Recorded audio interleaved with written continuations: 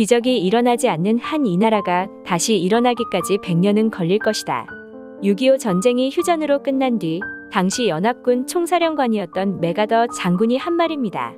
최소로 잡아서 100년이라면 다시 일어서는데 적어도 1세기는 더 걸리거나 그 이상 걸려도 될까 말까 하다고 단언한 말이었습니다. 눈앞에 펼쳐진 잿더미 속의 서울을 보고 절망적인 말로 표현한 것인데요. 뒤집어 말하자면 어쩌면 다시는 일어날 가망이 없는 나라라는 말로도 들립니다.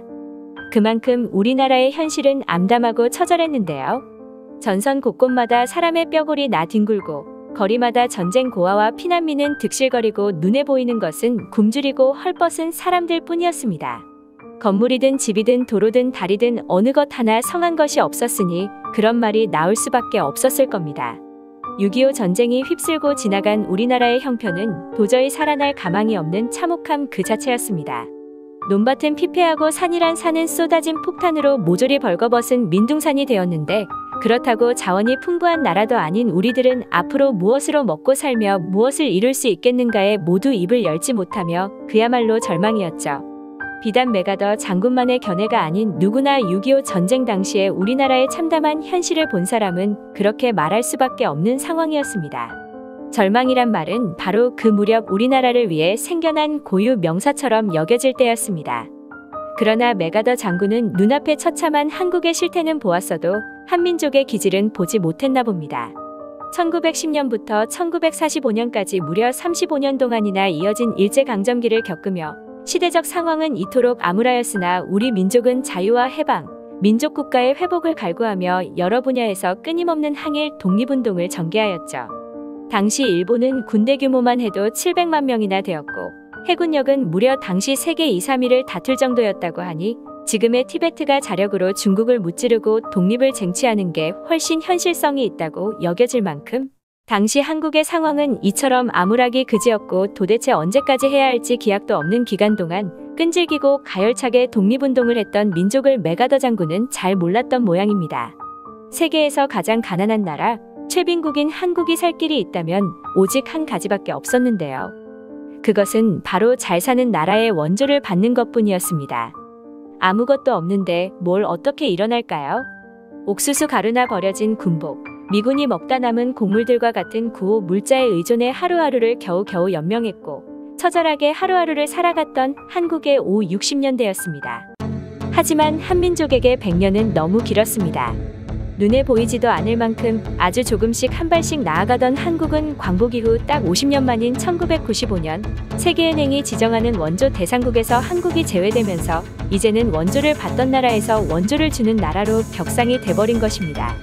100년을 반절로 줄여버리는 기염을 토했는데요.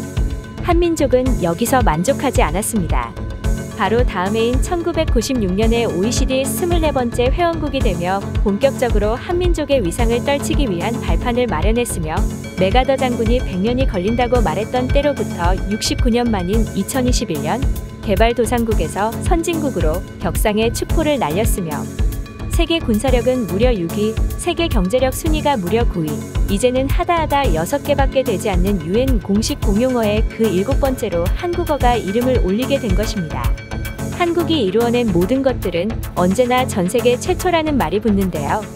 전세계 유일 끈질기게 독립운동을 했던 민족, 전세계 최초 원조 대상국에서 제외, 전세계 최초 최단기 IMF 극복, 전세계 최초 개발도상국에서 선진국 격상된 국가.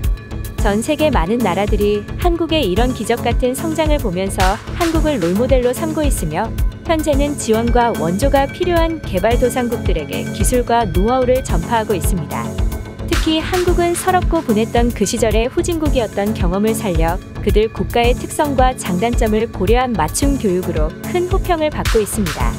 외교계 전 현직 관계자들과 전문가들은 한국이 선진국 반열에 올라선 만큼 더 적극적으로 그들을 이해해야 한다고 하면서 이제는 세계에 대한 경제적 기여를 늘리는 것은 물론 국제사회에 대한 시야 확장 등이 필요하다고 입을 모으고 있죠.